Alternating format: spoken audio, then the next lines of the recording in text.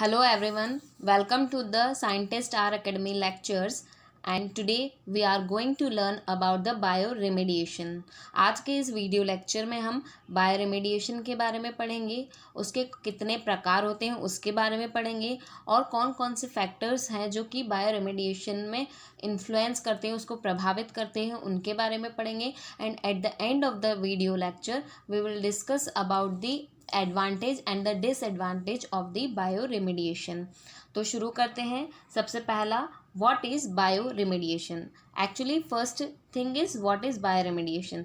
तो बायोरेमेडिएशन जो होता है वो दो वर्ड से मिलकर बना होता है। एक होता है बायो और दूसरा होता है रेमेडिएशन। बायो का मतलब होता है बायोलॉजिकल ऑर्गेनिज्म, ठीक है, जैसे कि micro organism like bacteria, fungus, algae, this are. And the remediation का मतलब होता है ट्रीटमेंट। इसमें क्या होता है, जो माइक्रो ऑर्गेनिज्म होता है वो किसी न किसी के ट्रीटमेंट में यूज़ किया जाता है। अब ट्रीटमेंट से क्या समझते हैं, it is about the contamination in the environment. ठीक है, यहाँ पे ट्रीटमेंट किसका हो रहा है, आप इन्वायरमेंट के पॉल्यूटेंट्स का ट्रीटमेंट करेंगे। लाइक सॉइल में बहुत सारे ऐसे कंटामिनेंट्स होते हैं जिनको डिग्रेड करने के लिए हम माइक्रो ऑर्गेनिज्म का यूज़ करते हैं और वही प्रोसेस क्या कहलाती है, बायो रेमेडिएशन। इस प्रोसेस को आप bio treatment, bio reclamation and bio restoration भी बोल सकते हैं। ये कुछ भी नहीं, ये एक अल्टरनेटिव मेथड होती है टू मैनेज और टू डिग्रेड द वेस्ट को मैनेज करने के लिए ये एक ऐसी प्रोसेस है। ठीक है, next is according to the Cornell university के अकॉर्डिंग ये बताया जाता है कि जो बायो रिमेडिएशन होता है वो इन्वायरमेंट को क्लीन करने का प्रोसेस है। ठीक है, it is same as the biodegradation process. जिस तरह से बायोडिग्रेडेशन होता है उसी तरह से ये बायो रेमेडिएशन का टेक्निक होता है जो कि जनरली पॉल्यूटेंट्स को क्लीन करने के लिए यूज़ में लाया जाता है। इनके अकॉर्डिंग ये बोला गया है कि जो बायो रेमेडिएशन का प्रोसेस है वो नेचुरली होता है, लेकिन scientist have develop the way to speed up the process. अब ये जो बायो रेमेडिएशन की जो टेक्निक्स हैं उनसे साइंटिस्ट जो हैं उन्होंने सिर्फ क्या किया है, उस प्रोसेस को जल्दी करने का, है ना, ये सारी चीज़ें टेक्निक्स उन्होंने डेवलप की है। Otherwise it is naturally occurring process. Now next is bioremediation of the pollutant site using microbial processes has proved effective and eco-friendly। Bioremediation का जो प्रोसेस होता है वो इको फ्रेंडली होता है काफ़ी, ठीक है, एंड कॉस्ट इफेक्टिव भी होता है। Now come to the next point, that is the types of bioremediation. अब हम बायोरेमेडिएशन के टाइप्स के बारे में पढ़ेंगे। There are two types, first is in situ और दूसरा होता है एक्स सीटू। इन सीटू का मतलब होता है कि वो जो रेमेडिएशन है, वो जो ट्रीटमेंट है वो उस पर्टिकुलर जगह पर ही हो। जैसे कि अगर किसी तालाब में कोई गंदगी है, ठीक है, वहाँ पे बहुत सारे क्या है, पॉल्यूटेंट्स हैं जो प्रदूषण फैला रहे हैं, तो उन पॉल्यूटेंट्स का उसी जगह पर क्या करना, उस नदी में ही क्या करना, वहाँ पर उसका ट्रीटमेंट करना, और वही ट्रीटमेंट उसका क्या कहलाता है, इन सीटू कहलाता है। लेकिन अगर हम एक्स सीटू का मतलब क्या समझेंगे यहाँ, इसका मतलब होता है कि जो कचरा होता है या जो वेस्ट होता है उसको आप किसी जगह पर, दूसरी जगह पर ले जाके वहाँ उसका ट्रीटमेंट आप उसको करेंगे।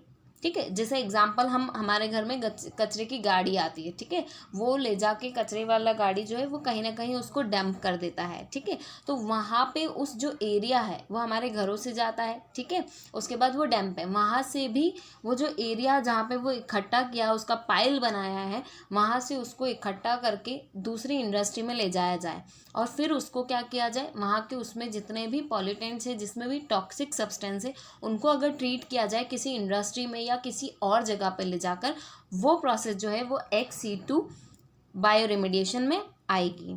ठीक है, और mostly the in situ bioremediation is cost effective, but the ex situ has the drawback because we have to carry, हमें इस प्रोसेस में क्या होता है, आपको दूसरी जगह पर वो सारी चीज़ें ले जानी पड़ती है जहाँ पर जिसमें टॉक्सिक सब्सटेंस है। अगर हम सॉइल की बात करें, मान लीजिए किसी लैंड है, एक लैंड की सॉइल जो है वो कंटामिनेटेड है, प्रदूषित है, इसको आपको ट्रीट करना है ना, तो इस सॉइल को आपको उठाकर किसी और जगह पे ले जाने के लिए एक्सपेंसेस लगेंगे, फिर वहाँ पे ले जाने के बाद आपको उस सॉइल का ट्रीटमेंट करना पड़ेगा। तो ये प्रोसेस XC2 में क्या होता है, आपके एक्स्ट्रा एक्सपेंसेस लगते हैं, इसलिए ये प्रोसेस थोड़ी सी क्या होती है, एक्सपेंसिव होती है। ठीक है, now come to the next, that is more about the XC2 bioremediation. Actually अगर हम XC2 बायोरेमिडिएशन की बात करें तो देखिए, जो कंटामिनेंट्स होते हैं उसमें सॉलिड भी हो सकते हैं, लिक्विड भी हो सकते हैं। ठीक है, उसके अकॉर्डिंग आप जो बायोरेमिडिएशन का ट्रीटमेंट है वो दो तरह से करते हैं, एक होता है सॉलिड फेज सिस्टम और दूसरा होता है slurry phase system. Solid phase system में क्या होता है, यहाँ पे आप जो सॉलिड वेस्ट होता है, ठीक है, जो सॉलिड कंटामिनेंट्स होते हैं उनका आप ट्रीटमेंट करते हैं। लेकिन जो स्लरी फेज सिस्टम होता है, it includes the treatment of solid liquid suspension in the bioreactor. इसका आप बायोरिएक्टर में पढ़ेंगे, हम आगे इस वीडियो में बायोरिएक्टर्स के बारे में भी पढ़ेंगे। Now the what, how micro organism help in bioremediation. अब हम ये जानते हैं कि कैसे माइक्रो ऑर्गेनिज्म जो है वो बायोरेमिडिएशन करते हैं। हमने ये तो जान लिया कि बायोरेमिडिएशन जो है एक ऐसी प्रोसेस है जिसमें क्या होता है, जो माइक्रो ऑर्गेनिज्म है वो पार्ट लेते हैं वेस्ट को ट्रीट करने के लिए, लेकिन कैसे करते हैं। ठीक है, the point is micro organism use the hazardous pollutants as their energy and carbon source. ठीक है, वो क्या करते हैं, जो माइक्रो ऑर्गेनिज्म होते हैं वो कार्बन या फिर एनर्जी सोर्स के रूप में उस टॉक्सिक सब्सटेंस को लेते हैं, इंटेक करते हैं उसका। ठीक है, और उसके बाद उनकी मेटाबॉलिक एक्टिविटी होती है। ठीक है, मतलब एंजाइम सिक्रीट होते हैं and that enzyme can degrade और कन्वर्ट दैट पॉल्यूटेंट, जो पॉल्यूटेंट उन्होंने कार्बन या एनर्जी सोर्स में लिया है उस पॉल्यूटेंट को वो नॉन टॉक्सिक मेटाबोलाइट्स में कन्वर्ट कर देते हैं with the helps of their enzymatic activity और with the help of their biochemical reactions that are conducted inside their body. आया समझ में? Now come to the next, that is micro organism used in bioremediation. है ना, micro organism use होते हैं, लेकिन कौन कौन से? प्राइमरी दो जो होते हैं वो बैक्टीरिया, एल्गी, फंगस, लाइकेन का भी यूज बायोरेमिडिएशन में किया जाता है। ठीक है, these are some species of the bacteria जो कि बायोरेमिडिएशन में हेल्प करते हैं and these are some fungus species which are used in bioremediation techniques. Now here I have mentioned one example. इसमें एक एग्जाम्पल दिया है कि एक सॉइल है जो कि पॉल्यूटेड है, किससे? पैराथियन से। ठीक है, उस सॉइल में पैराथियन एक इंसेक्टिसाइड्स होता है, एक केमिकल है जो कि इंसेक्टिसाइड्स मतलब की तरह उसका काम होता है। ठीक है, अब इसमें क्या होता है कि इसमें ये बताया गया, ये बायोरेमिडिएशन का प्रोसेस है, इसमें ये सुडोमोनाड्स जो है इनका यूज़ किया गया था और 3 वीक के अंदर उन्होंने देखा कि वो सॉइल जो थी जिसमें पैराथियन था वो वहाँ पे क्या हो जाता है, ख़त्म हो जाता है, जो पॉल्यूटेंट उसमें होता है वो कम्प्लीटली क्या हो जाता है, डिग्रेड हो जाता है। तो this is the example that I have mention. Okay, now next is the factor affecting the bioremediation, कि कौन कौन से फैक्टर्स हैं जो बायोरेमिडिएशन में अफेक्ट करते हैं। एक्चुअली व्हाट हैपन्स, देखिए यहाँ पे ये होता है कि ऐसा नहीं होता कि कोई लैंड है जिसमें सॉइल है और वहाँ की सॉइल में बहुत सारे क्या है, पॉल्यूशन को करने वाले पॉल्यूटेंट्स हैं। तो ऐसा नहीं होता है कि मैं यहाँ पे सिर्फ ऐसे माइक्रो ऑर्गेनिज्म को डाल दूँ, उनके लिए सारी चीज़ें डाल दूँ ना, न्यूट्रिएंट्स वगैरह, और जिसके कि वो बायोरेमिडिएशन करे। उनमें और भी ऐसे फैक्टर्स होते हैं, ठीक है, जो कि बायोरेमिडिएशन की प्रोसेस में इन्फ्लुएंस करते हैं। कौन कौन से हो सकते हैं? तो उसमें एक तो होता है सबसे पहली चीज़ कि जो पर्टिकुलर एरिया है जहाँ पे बायोरेमिडिएशन होना है वहाँ पे माइक्रोब्स का जो कंसंट्रेशन है वो कितना है ना, दैट विल ऑल्सो डिपेंड्स, वो भी क्या होगा, इन्फ्लुएंस करेगा बायोरेमिडिएशन को। सेकेंड थिंग इज दैट कि वहाँ पे पॉल्यूटेंट्स कितने हैं। अगर पॉल्यूटेंट्स की मात्रा ज़्यादा है और अगर हमारे माइक्रोब्स की मात्रा कम है तो भी वहाँ पे क्या होगा, वो बायोरेमिडिएशन प्रभावित होगा। ठीक है, उसके अलावा भी इन्वायरमेंटल कुछ फैक्टर्स होते हैं जैसे सॉइल, ठीक है, टेम्परेचर हुआ, पीएच हुआ, प्रॉपर ऑक्सीजन, क्योंकि हम जानते हैं क्या कि माइक्रो ऑर्गेनिज्म तभी काम करते हैं जब वो उनके पास क्या हो, वैरायटी ऑफ मटेरियल्स हो, है ना, और एक पर्टिकुलर टेम्परेचर उनको पीएच चाहिए होता है उनके नंबर्स को बढ़ाने के लिए। ठीक है, तो that is also the factors like temperature, pressure, okay, pH and the presence of oxygen and the availability of nutrients. These are some important factors that affect the bioremediation process. ठीक है, now come to the next, that is bioremediation techniques. Bioremediation techniques के बारे में, जैसे कि दो types बताया है मैंने, इन सीटू और एक्स सीटू, उसी की तरह इसकी जो टेक्निक्स होती है वो भी दो तरह से होती है, एक होती है इन सीटू और दूसरा होता है एक्स सीटू। इन सीटू के अंदर हम पढ़ते हैं लैंड फार्मिंग, जो कि जनरली एग्रीकल्चर लैंड, उसमें इस लैंड फार्मिंग में क्या होता है, जो टॉप के ऊपर की जो सॉइल होती है, ये जनरली हम खेतों में करते भी हैं, इसको जोतते हैं, ठीक है, और इसमें कुछ क्या मिलाते हैं, न्यूट्रिएंट्स मिला देते हैं। न्यूट्रिएंट्स मिलाने से क्या होगा, जो माइक्रो ऑर्गेनिज्म ऑलरेडी उसमें है वो एक्टिवेट हो जाएंगे, और एक्टिवेट होने के बाद उस सॉइल के अंदर जितने भी कंटामिनेंट्स हैं, जितने भी टॉक्सिक सब्सटेंस है, वो उसके अगेंस्ट एक्टिविटी करेंगे। ठीक है, now the next is, second is bioventing. Bioventing, ठीक है, बायोवेंटिंग में क्या होता है कि ये एक सरफेस है, यहाँ पे ना ऐसे पाइप्स लगा दिए जाते हैं, है ना, उन पाइप्स के थ्रू क्या होता है, एयर एंटर होती है और न्यूट्रिएंट्स का सप्लाई होता है, जिससे यहाँ के जो जितने भी ऑर्गेनिज्म है, माइक्रो ऑर्गेनिज्म है, वो क्या हो जाते हैं, उनको ऑक्सीजन मिलता है और उनकी एक्टिविटी बढ़ जाती है। एक्टिविटी बढ़ने के बाद वही होता है कि उनकी मेटाबॉलिक एक्टिविटी इंक्रीज होती है, वो पॉल्यूटेंट्स के साथ क्या करते हैं, उसको डिग्रेड करते हैं। ठीक है, नाउ नेक्स्ट इज बायोस्पार्जिंग। बायोस्पार्जिंग जो है ये बिल्कुल बायोवेंटिंग जैसा होता है, लेकिन बायोवेंटिंग जो होता है वो सॉइल के लिए यूज़ किया जाता है, सॉइल कंटामिनेंट्स के लिए, लेकिन जो बायोस्पार्जिंग होता है वह आप वाटर ट्रीटमेंट के लिए यूज़ करते हो। ठीक है, वाटर बॉडी है, अंडरग्राउंड कोई वाटर है, उसको ट्रीट करना है, उसमें बहुत सारे कंटामिनेंट्स होते हैं, तो आप क्या करते हो, उसमें भी पाइप लगाए जाते हैं जो एयर सप्लाई करते हैं पानी के अंदर, ठीक है, वाटर बॉडीज़ के वहाँ, और ये इन सिटू कहाँ हो रही है, वो उस वाटर बॉडी के वहीं हो रही है जहाँ पे वो गंदगी है, इसको अलग से पानी हम ले जा नहीं रहे टैंक से कहीं और, ठीक है, वो वहीं है जहाँ उसकी मतलब नदी वगैरह जो है वहाँ से उसका पानी अलग से नहीं ले जाया जा रहा है। ठीक है, नाउ नेक्स्ट इज बायो एग्यूमेंटेशन। ठीक है, बायो एग्यूमेंटेशन, इसमें क्या होता है, स्पेशलाइज या मॉडिफाइड माइक्रो ऑर्गेनिज्म, आप पढ़ते हैं जेनेटिकली मॉडिफाइड स्ट्रेंथ्स होते हैं कुछ माइक्रो ऑर्गेनिज्म की, तो उसको टारगेट पॉल्यूटेंट, जैसे मान लीजिए कि ये एक लैंड है जिसमें कि मतलब एक टारगेट आपने फिक्स किया है कि हमें यहाँ पे जो है ना SO2, जो सल्फर के जो टॉक्सिक सब्सटेंसेस है उन्हीं को डिग्रेड करना है, तो उस कंडीशन में आप वही माइक्रोब्स को यहाँ डालेंगे, वही माइक्रोब्स को आप इधर प्रेफर करेंगे जो कि इस SO2 को या सल्फर कंटेनिंग टॉक्सिक सब्सटेंस को कन्वर्ट कर सके लेस टॉक्सिक सब्सटेंस में। तो एक स्पेशलाइज्ड जेनेटिकली मॉडिफाइड स्ट्रेन आप यूज़ करते हैं यहाँ पे एक स्पेसिफिक टारगेट पॉल्यूटेंट्स के अगेन। ठीक है, now the last in situ bioremediation technique is biostimulation. Stimulation का मतलब ही होता है किसी को पिंच करना।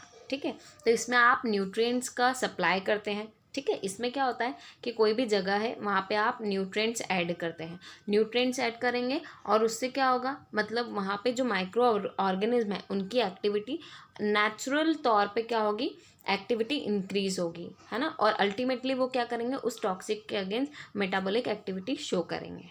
ठीक है, now come to the next, that is XC2 bioremediation. XC2 के अंदर आप तीन चीज़ें पढ़ते हैं, पहला होता है bio composting, second is biopile and third is bio reactor.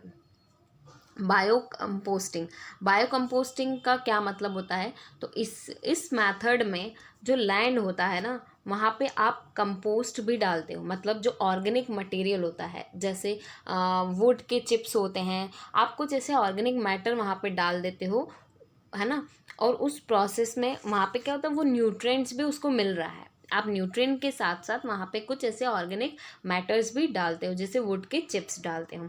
और ये प्रोसेस आप कहीं और ले जाके करते हो। सपोज़ यहाँ पे ये सॉइल है, इसको मेरे को ट्रीट करना है, तो मैं यहाँ से उठा के इसको इस पर्टिकुलर लैंड में लेकर जाऊँगी। यहाँ पे फिर इसमें क्या करूँगी, न्यूट्रिएंट्स भी डालूँगी, उसको प्रॉपर उसके एयर के लिए उसके पंप्स भी लगाऊँगी, और साथ ही साथ उसमें कुछ ऐसे ऑर्गेनिक मैटर भी यहाँ पर मैं डालूँगी। तो उस प्रोसेस को क्या कहेंगे हम, बायो कंपोस्टिंग।